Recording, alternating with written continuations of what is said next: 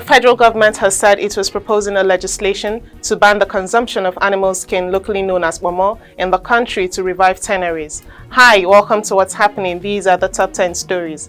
At number 1, the federal government has said it was proposing a legislation to ban the consumption of animal skin, locally known as ponmo, in the country to revive tanneries. Director General, Nigerian Institute of Leather and Science Technology, Zaria, Muhammad Yakubu, said the litigation was necessary to revive the leather industry in the country. He added that the habit of eating animal skin, which has no nutritional value, should be stopped to save the leather industry and boost the nation's economy. At number 2, President Muhammadu Buhari will inaugurate Nigeria's integrated national financing framework for sustainable development on Friday. In a statement, his media aide Femi Adesina said the Nigerian leader would perform the inauguration on the margins of the 77th session of the United Nations General Assembly in New York. According to the statement, the INFF helps policymakers lay out a strategy to increase investments for sustainable development, manage financial and non-financial risk, and ultimately achieve sustainable development priorities. At number 3, a federal high court in Abuja on Tuesday fixed December 5th for ruling on an application filed by David Ukpo. The kidney donor has asked the court to set aside its orders made on July 1st and July 6th, which gave the former Deputy Senate President Ike Ekweremadu and his wife Beatrice access to his biodata. Counsel for Bamidele Ibinedion argued that there was no authority given to the government to disclose personal information of any Nigerian without putting that Nigerian on notice. He therefore contended that the court did not have jurisdiction to have ordered the release of Ukpo's biodata to the AGF for onwards transmission to the UK. Justice Iyan Ekwo adjourned the matter until December 5th for ruling after counsel for parties in the suit adopted their processes and presented their arguments. At number 4, the Attorney General and Commissioner for Justice in Lagos State, Moyosore Onibanjo, says the Lagos State Transport Sector Reform Law 2018 is currently being reviewed by the Lagos State House of Assembly for amendment. The Lagos AGF said the issue of driving against traffic has become a nuisance and danger to the society, that the legislatures in 2018 imposed drastic penalties to curb the menace. He added that the law remains as at today, but would kickstart the process to review the law. At number 5, a federal high court in Jalingo, the Taraba state capital, has sacked the All Progressives Congress governorship candidate in the state, Emmanuel Bacha. Bacha's sack came after a petition by one of the aspirants, David Sabo Kente, relying on the evidence before the court that no governorship primary was held in Taraba State. Justice Simon Amobida ordered a fresh primary within 14 days. The judge also ordered the Independent National Electoral Commission to stop forthwith the recognition of Emmanuel Bacha as the candidate of the party. Reacting to the judgment, councils of the APC and sacked candidate stated that they will study the judgment before proceeding to the appeal court or submitting to a fresh primary.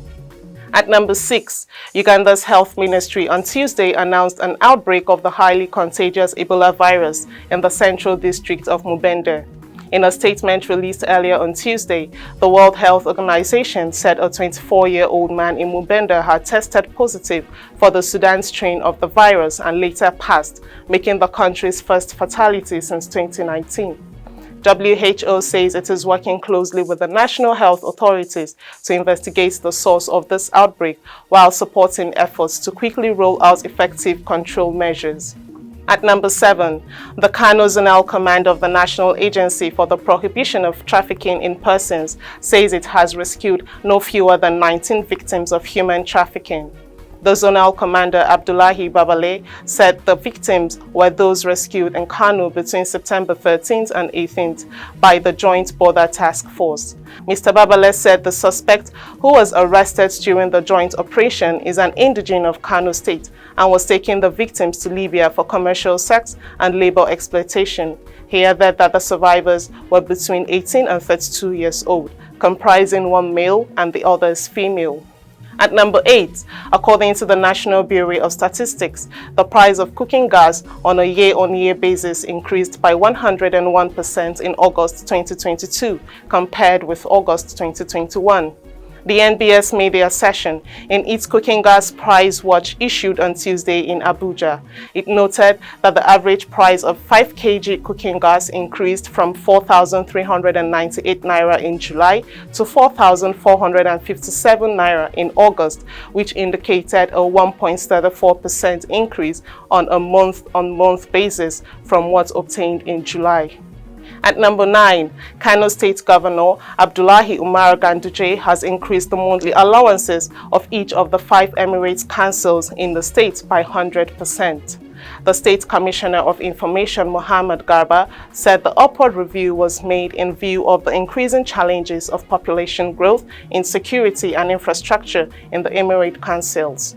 Garba, who revealed that the increment was part of the several approvals made at the weekly State Executive Council meetings, said Kano Emirate Council will now receive a monthly allowance of 100 million naira, while the other 4 Emirates, Bichi, Rano, Karaye and Gaya, will receive 40 million naira each.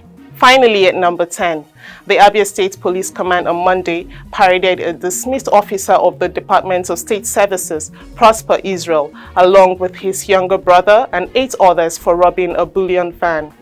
The ex-DSS officer, his younger brother Chiwendo Israel, along with the other 8, had on July 26, 2022, attacked a bullion van being escorted by the police on the Enugu-Port Harcourt Expressway near Ntiga Junction in the Isialangwa North local government area of Abia State, killing in the process the cash officer on the spot. The State Commissioner of Police, CP Janet Abede, said the sum of 10 million naira was recovered from the gang. In his confessional statement, Mr. Prosper Israel said he was dismissed from the DSS in 2007 after his service at the government house Umahia, Abia State ended in 2007.